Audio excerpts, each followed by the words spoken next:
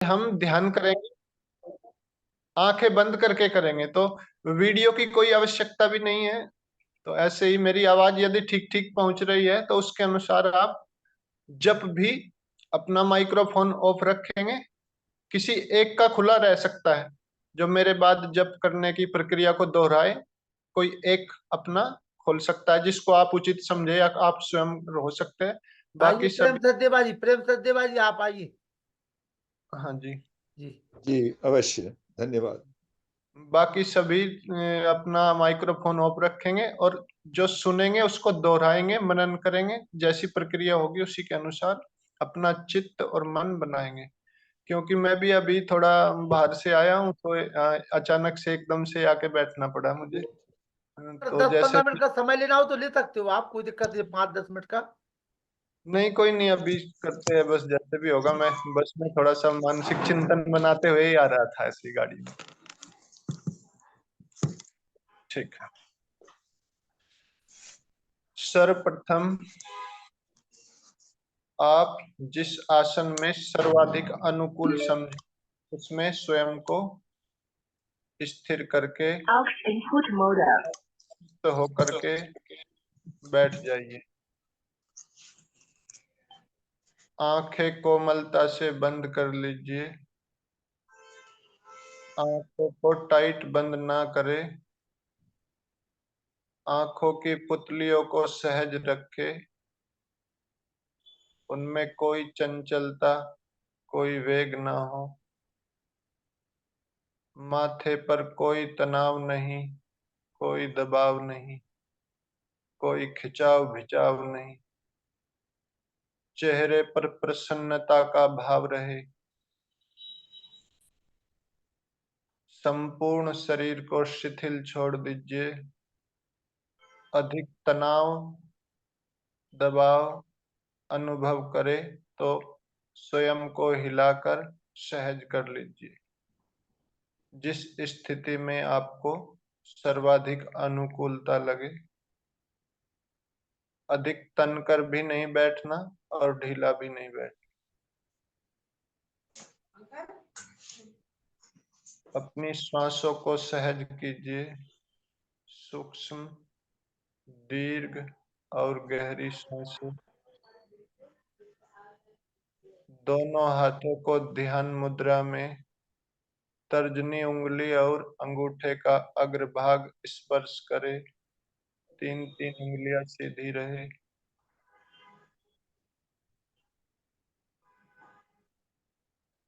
अभी अपने मन में भावना बनाए कि मैं चेतन आत्मा हूँ, सूक्ष्म हूँ, अणु परिमाण, अणु से भी सूक्ष्म, निराकार हूँ, नित्य हूँ, शुद्ध बुद्ध मुक्त हूँ, प्रकृति से भिन्न हूँ। शरीर के अंदर रहकर भी मैं शरीर से पृथक हूँ। शरीर मुझे नहीं जानता, मैं शरीर से पृथक शरीर को जानता हूँ। मैं चेतन आत्मा हूँ। स्वयं को चेतन और शरीर से जुड़ी सभी इंद्रिय, मन, बुद्धि आदि को जड़ समझकर अपने मन में भावना बनाए ईश्वर के साथ व्यापक व्याप्य संबंध बनाए। उपनिषदकार कहते हैं कि जैसे इस शरीर के अंदर हम जीवात्मा निवास करते हैं, वैसे ही इस पूरे ब्रह्मांड रूपी शरीर के अंदर, इस पुरी में, इस नगरी में, इस ब्रह्मांड रूपी नगरी में परमात्मा अर्थात एक बड़ी आत्मा, उसका निवास, आवास। ईशावास्यम इदम सर्वम, उस ईश्वर का वास है, उसके द्वारा ही ये बसाया गया है और वो इसी में बसता है। जैसे शरीर में आत्मा है, वैसे ही इस संपूर्ण ब्रह्मांड में परमात्मा है। शरीर में आत्मा होने से शरीर गतिमान होता है। इस संपूर्ण चराचर जगत में परमात्मा के होने से इसमें क्रिया और गति का बोध सर्वविदित होता है। उपनिषदकार कहते हैं कि जो पृथ्वी में रहता है, पृथ्वी में रहता है, पृथ्वी ही उसका शरीर है। पृथ्वी उसको नहीं जानती, वो पृथ्वी को जानता है। पृथ्वी के अंदर रह करके, पृथ्वी लोक के अंदर रहकर नियमन कर रहा है। वही तेरा अंतर्यामी परमात्मा अमृत स्वरूप, जो द्युलोक में रहता है, अर्थात जो प्रकाशमान नक्षत्र सूर्य आदि जो द्युलोक में बसा हुआ है, द्युलोक से पृथक है, भिन्न है। द्युलोक जिसे नहीं जानते, जो द्युलोक को जानता है, द्युलोक ही जिसका शरीर है, जो अंदर ही रहकर नियमन कर रहा है, वही तेरा अंतर्यामी परमात्मा अमृत स्वरूप,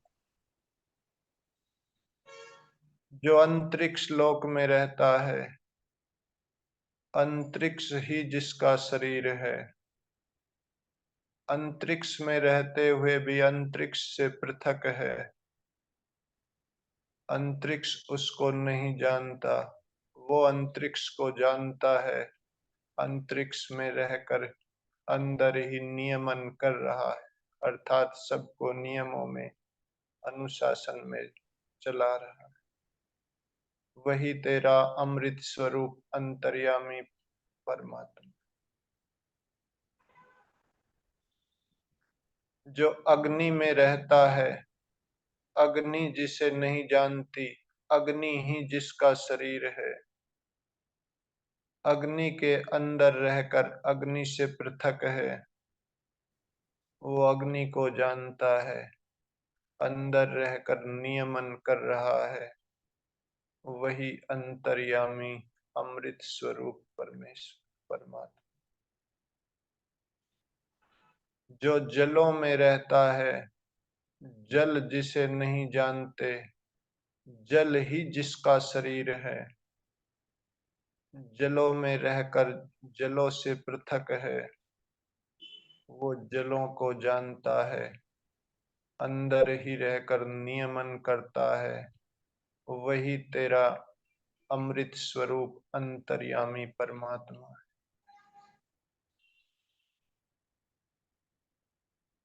जो वायु में रहता है, वायु ही जिसका शरीर है। वायु में रहकर वायु से भिन्न है। वायु उसको नहीं जानते, वह वायु को जानता है। अंदर रहकर नियमन कर रहा है, वही अंतर्यामी अमृत स्वरूप परमात्मा,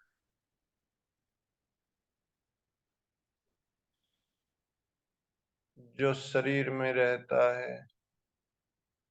शरीर उसको नहीं जानता, शरीर के अंदर रहकर शरीर से पृथक है, वह शरीर को जानता है। अंदर ही रहकर नियमन कर रहा है। जो इंद्रियों में रहता है, इंद्रिया ही जिसका शरीर है। इंद्रियों में रहकर इंद्रियों से पृथक है, भिन्न है। इंद्रिया उसे नहीं जानती, वो अतीन्द्रिय है। वह इंद्रियों को जानता है, अंदर ही रहकर नियमन कर रहा है। चक्षुओं का भी चक्षु है, श्रोत्रों का भी श्रोत्र है।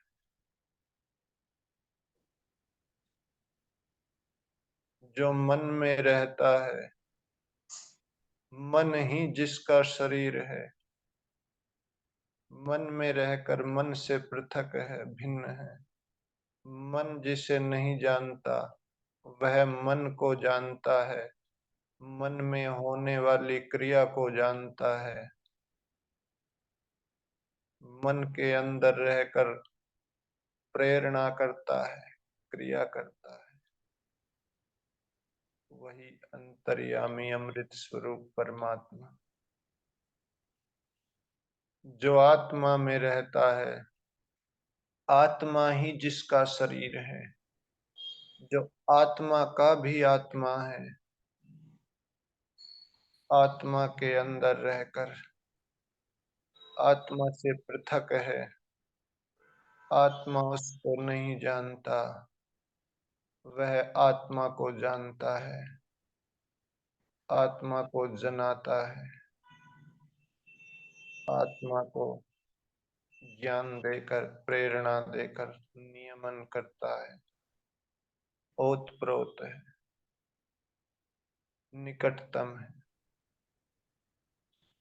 व्यापक व्याप्य संबंध बनाते हुए उस परमात्मा को जो ओम नाम से पुकारा जाता है। सारे ऋषियों मुनियों ने उसके मुख्य नाम ओम से जिसे पुकारा, उसके निज नाम ओम को मधुर और गंभीर वाणी से अपने आत्मा में देखते हुए, मन में उसकी रक्षा के भाव का चिंतन करते हुए वाणी से 3 बार दीर्घ श्वास लेकर ओम का सहज उच्चारण करेंगे। अपनी ही वाणी को सुनेंगे, अपने ही मन में उस वाणी का अर्थ का चिंतन करेंगे, किसी भी बाहरी विषय की तरफ नहीं, अंदर की तरफ, आत्मा के अंदर ही उस अमृत स्वरूप परमात्मा को देखते हैं। दीर्घ श्वास लेंगे।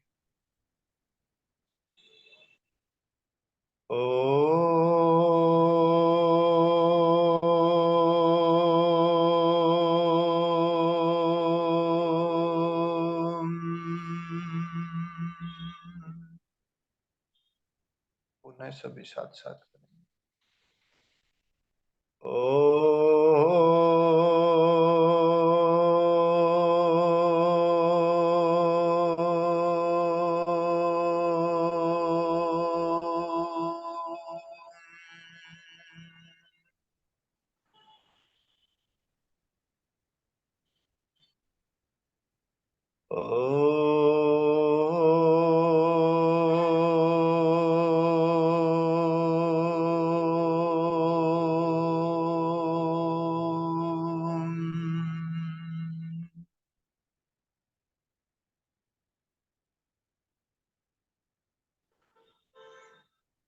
ओम शब्द का उच्चारण करते समय उस ओम के वाचक वस्तुगत यथार्थ वास्तविक परमात्मा को अपने हृदय प्रदेश में, मन के आत्मा के अंदर निकटतम करेंगे। जैसे कि बाहर से किसी के स्पर्श की अनुभूति होती है, वैसे ही आत्मा में उस परमात्मा के स्पर्श की अनुभूति करेंगे। जैसे कोई बाहर से छू लेता है तो हमें शीतलता या उष्णता का स्पर्श अनुभव होता है, उसी प्रकार परमात्मा आत्मा के अंदर सभी जगह से, सभी प्रकार से, सभी ओर से मुझे स्पर्श कर रहा है।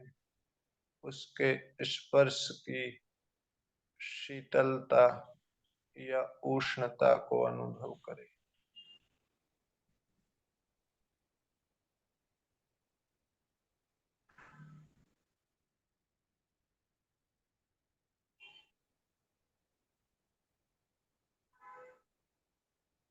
उस निराकार सर्वशक्तिमान चेतन न्यायकारी दयालु परमेश्वर की अनुभूति करते हुए स्वयं को पवित्र करेंगे। 3 बार ओम पवित्रम शब्द बोलेंगे। पहले मैं बोल के आपको, उसके बाद मेरा अनुकरण करें।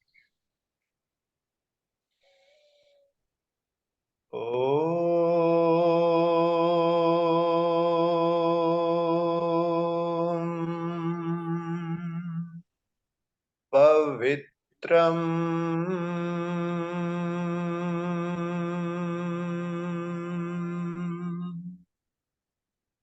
स्वयं को ईश्वर के, जैसे मैं ईश्वर के अंदर हूँ, पवित्र हूँ। जैसे जल के अंदर जा करके वस्त्र पवित्र हो जाता है, जल उसमें व्याप्त हो जाता है, उसका मैल छूट जाता है। ऐसे ही जैसे वस्त्र का मैल दूर हो जाता है, वैसे ही परमात्मा के अंदर घुल मिल करके मेरे सभी विकार, सभी प्रकार के मल दूर हो गए। उन्हें ओम पवित्रम इसी प्रकार बोलेंगे 3 बार निरंतर। ओम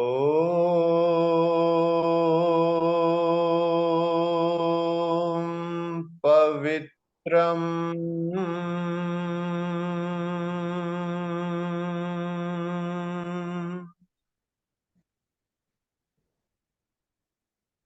पुनः गहरा सांस ले। ओम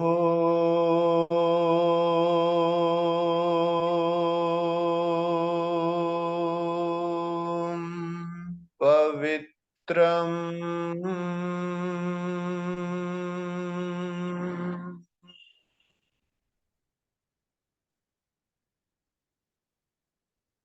जैसा बोले वैसा ही स्वयं को अनुभव करे कि मैं उस पवित्र परमात्मा के साथ मिलकर पवित्र हो गया। मुझ में अब कोई विकार नहीं। मैं नित्य शुद्ध बुद्ध चेतन परम जीवात्मा परमात्मा के साथ। उन्हें अपने मन को शांत करने के लिए ओम शांतम 3 बार बोलेंगे, जिससे कि मन के अंदर उठते हुए किसी भी विचार को, भले ही वह क्लिष्ट वृत्ति है या अक्लिष्ट, दोनों को ही शांत कर, दोनों ही बाधा है समाधि। क्लिष्ट और अक्लिष्ट दोनों प्रकार की वृत्तियों को रोक। ओम शांतम मेरे बाद ही दोहराए। ओम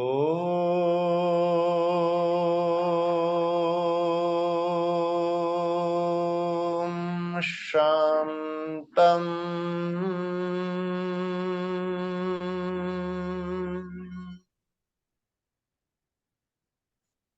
पुनः 3 बार सभी साथ साथ बोलेंगे।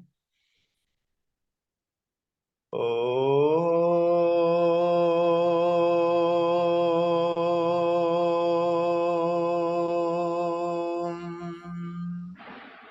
शांतम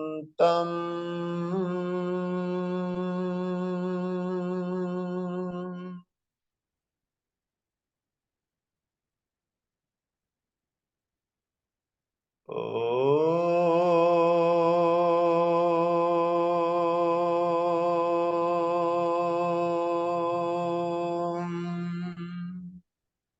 शांतम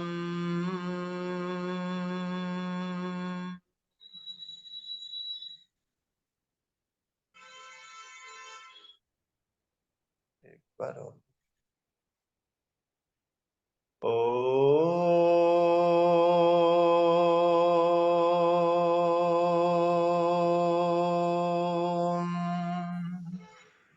शांतम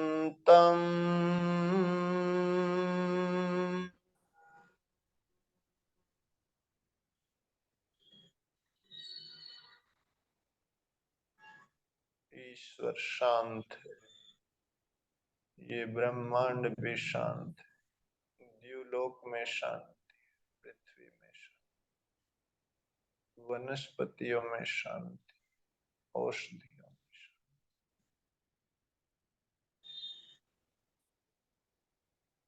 वायु भी शांति से बह रही है, नदियां शांति से चल रही है,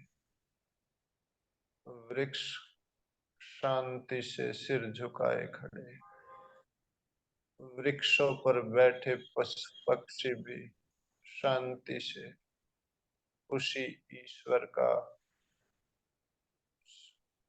संदेश, पशु पक्षी शांति से विचरण कर रहे हैं, पृथ्वी आकाश में शांति से जा रही है, सूर्य की किरणें शांति से आ रही है, सर्वत्र शांति है, नदियां शांति से बह रही है, समुद्र शांति से तरंगे उठा रहा है, हवा शांति से चल रही, पर्वत शांति से शीश झुकाए खड़े, सर्वत्र शांति। जैसी शांति बाहर है वैसी स्वयं के अंदर अनुभव। परमात्मा सर्वाधिक शांत है, उस शांत परमात्मा के अंदर रहकर मैं भी शांत हो गया, ऐसा अनुभव।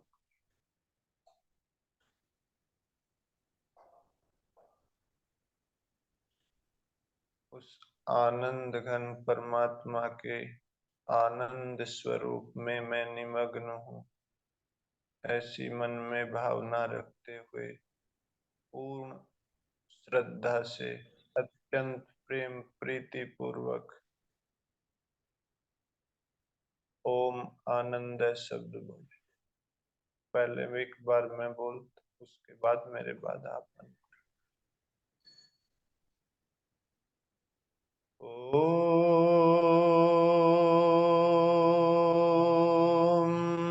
आनंद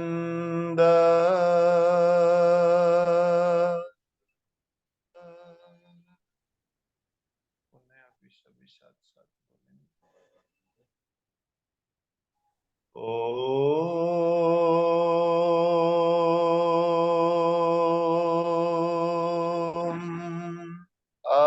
आनंद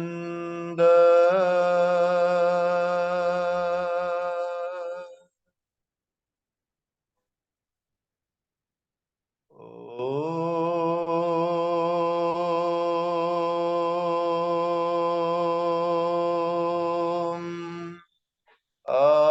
आनंद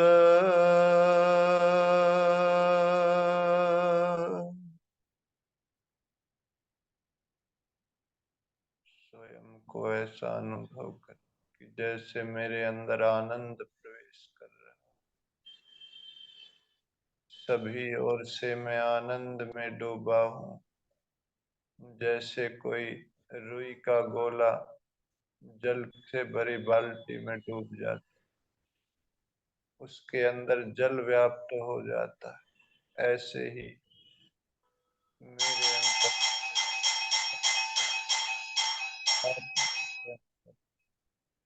आत्मा के अंदर शांत परमात्मा व्याप्त हो रहा, पूर्ण शांत, पूर्ण पवित्र, आनंद से,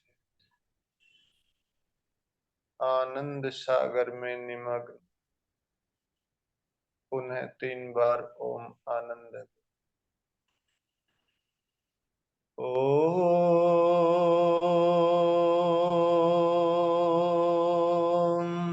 आनंद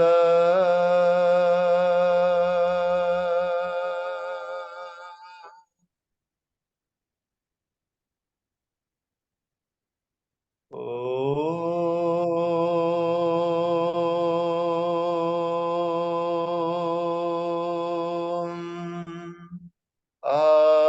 आनंद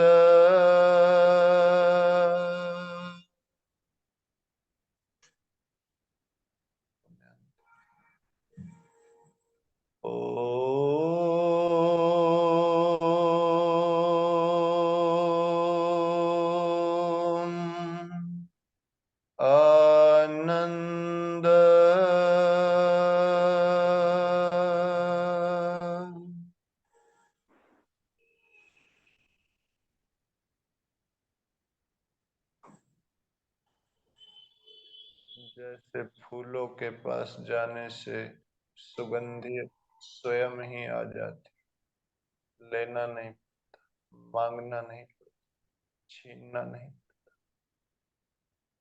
जैसे अग्नि के पास जाने से उष्णता स्वतः ही प्राप्त हो जाती,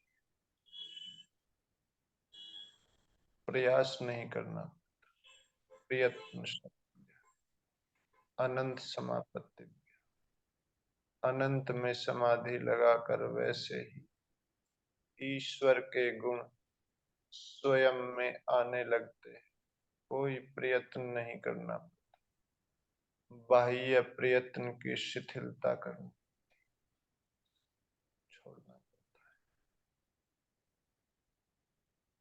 जल के पास जाने से शीतलता, फूलों के पास जाने से सुगंधी, अग्नि के पास जाने से उष्णता स्वतः। जिसके पास जो गुण होता है उसकी निकटता से वह स्वतः ही प्राप्त होने लगता है। ईश्वर से निकटता व्यापकता के साथ स्वतः ही, बस बाह्य प्रयत्न हटा। मन को, बुद्धि को, आत्मा को, सभी इंद्रियों को, ज्ञानेन्द्रिय कर्मेंद्रियों अंतर्मुखी करके केवल और केवल परमात्मा के दिव्य रूप, परमात्मा के दिव्य शब्द, दिव्य गंध, दिव्य रस और दिव्य स्पर्श की अनुभूति करना है। वह आत्मा के अंदर ही सभी प्रकार के रूप, रस, गंध आदि की दिव्यता, आनंद से भरने वाली, विशेष सुख को देने वाली, दुख रहित सुख, बिना मिलावट का सुख, जिसमें कहीं कोई भी दोष नहीं है, जो परिणाम, ताप, संस्कार और गुण वृत्ति दुखों से रहित, ऐसा सुख निरंतर मिलने वाला, सर्वत्र मिलने वाला, नित्य शाश्वत विशेष आनंद परमात्मा के निकट होने से स्वतः ही प्राप्त। स्वयं को परमात्मा से दूर मत मानिए,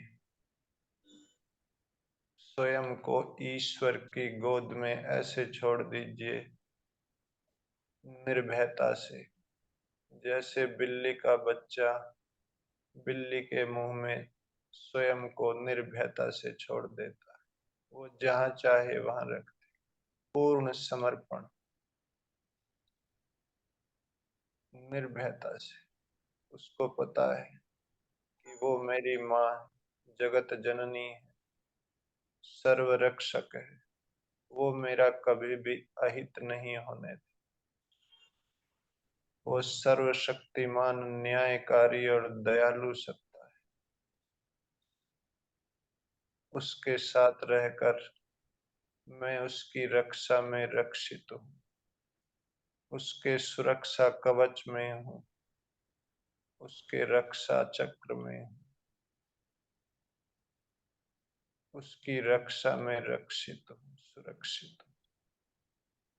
मैं निर्भय हूँ, जैसे लक्ष्मण देव ने माता सीता के चारों ओर अग्नि रेखा खींचकर बनाकर उनको सुरक्षित कर दिया था,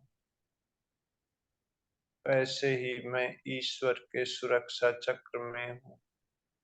मैं जहाँ भी जाता हूँ ईश्वर के अंदर ही रहता, ईश्वर के अंदर ही खाता हूँ, ईश्वर के अंदर ही पीता, ईश्वर के अंदर ही सोता हूँ, ईश्वर के अंदर ही खेलता हूँ, ईश्वर के अंदर ही सारे कर्म करता हूँ। मैं ईश्वर से बाहर हूँ ही नहीं, उसी की परिधि में, मैं उसकी परिधि का अतिक्रमण कर ही नहीं सकता।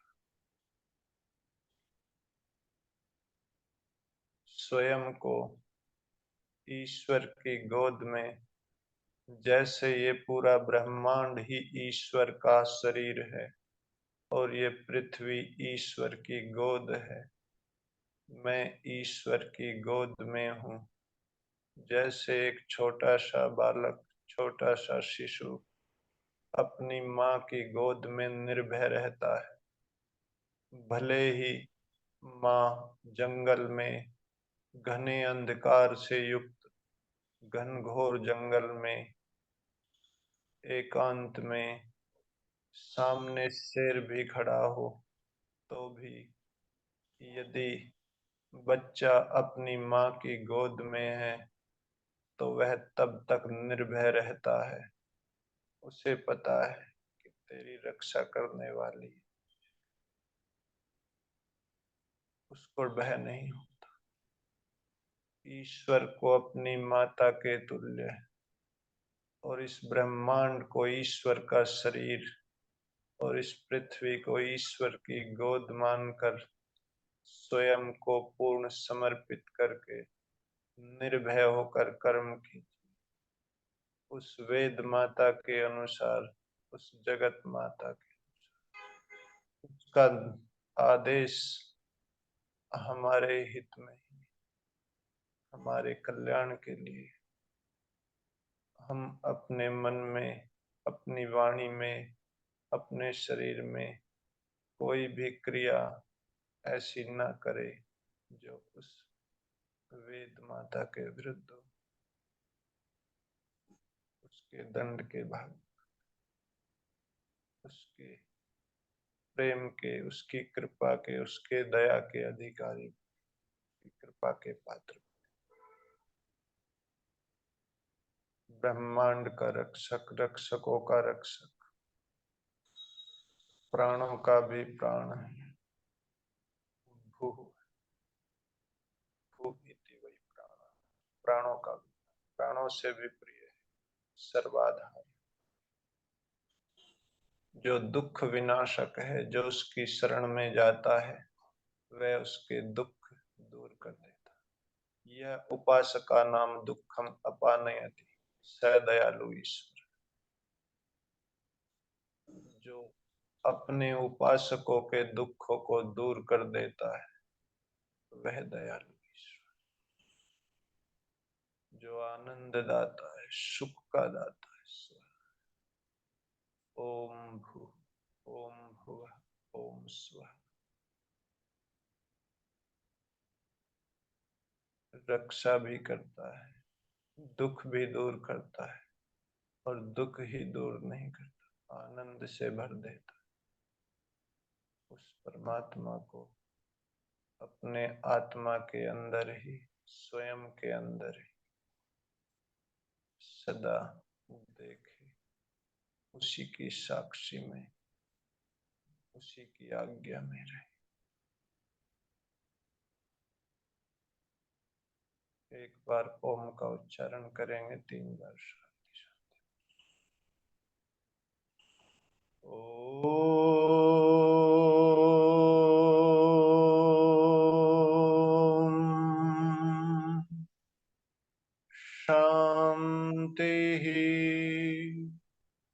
शांति शांति शांति।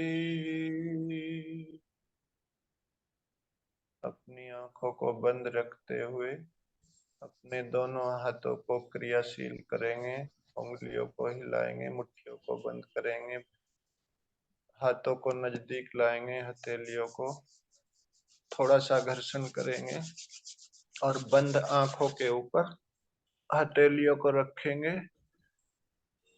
हथेलियों की कटोरी बनाकर, कोष्ठक बनाकर अंदर ही अंदर आंखों को, पलकों को 5-7 बार झपक लीजिए। एकदम से उजाले में नहीं आना है, हाथों के अंदर ही प्रसार कीजिए प्रकाश का, धीरे से आंखों को खोल लीजिए। आज थोड़ा मैंने समय का अभाव था या फिर मुझे देर से आना हुआ, इसके लिए तो मैं क्षमा चाहता हूँ, लेकिन फिर बाद में कभी करते रहेंगे इस कार्य को अनवरत। ये तो प्रतिदिन का दोनों समय का कार्य है। आप सबको थोड़ा, मुझे विश्वास है कि कुछ थोड़ा विधि समझ में आई कि कैसे कैसे आरंभ करना है। ये नवीन साधकों के लिए तो ठीक है, इसमें अधिक मंत्रों का प्रयोग नहीं किया, दो दो शब्दों से ही जप और ध्यान किया। और बाकी विद्वज्जन जैसी भी प्रेरणा देंगे और सुधार करते रहेंगे। ये ध्यान उपासना का क्रम तो अनवरत में तो सुधार होता ही रहता है। आप सभी को पुनः सादर नमस्ते। ओम सम। आदरणीय लखनलाल जी, आप कक्षा को बढ़ाइए। बहुत बहुत आभार सम्मानीय आचार्य लोकेंद्र जी। और बहुत सफर में होने के बावजूद भी तुरंत आकर के सीधे जुड़े, कहीं हम लेट ना हो जाएं। ये है महर्षि दयानंद सरस्वती के मानस पुत्रों का त्याग और समर्पण। और आप जैसे ही विद्वानों की वजह से हमारा यार समाज और हम सभी लोग आज अपनी पहचान समाज में बनाए हुए हैं।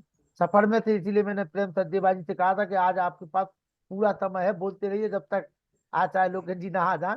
और पता चला कि आप समय से पहले ही आ गए। तो सबसे बस पहले टिप्पणी लूंगा मैं आचार्य प्रेम सज्जेबाजी की जी।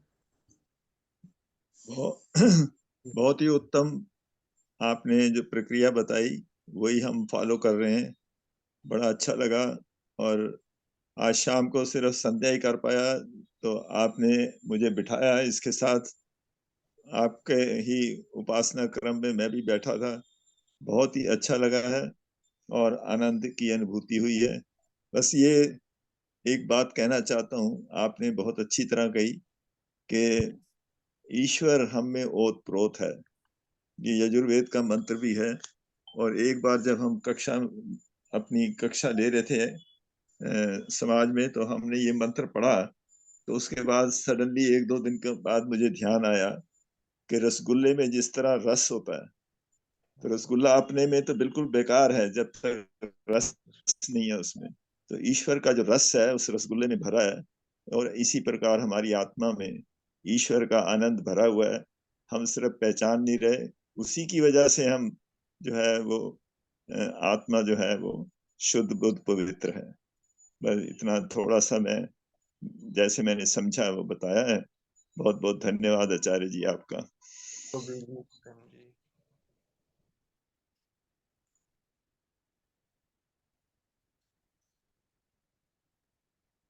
अगली बार के लिए आइए वेद प्रकाश जी, एक मिनट टिप्पणी दे दीजिए। सभी यार भक्त पुरुषों को और मातृशक्ति को नमस्कार। आचार्य लोकेंद्र जी ने बहुत ही सुंदर विधि बताई।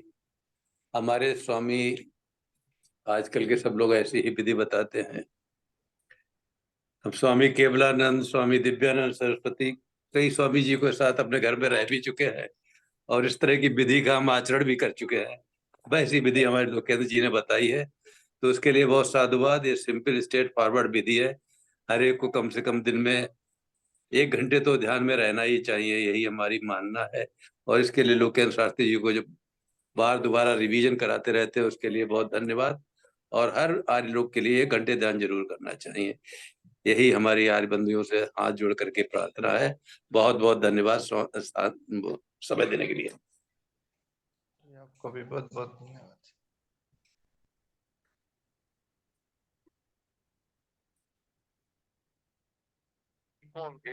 हाँ, आइए आचार्य चंद्रकांता जी।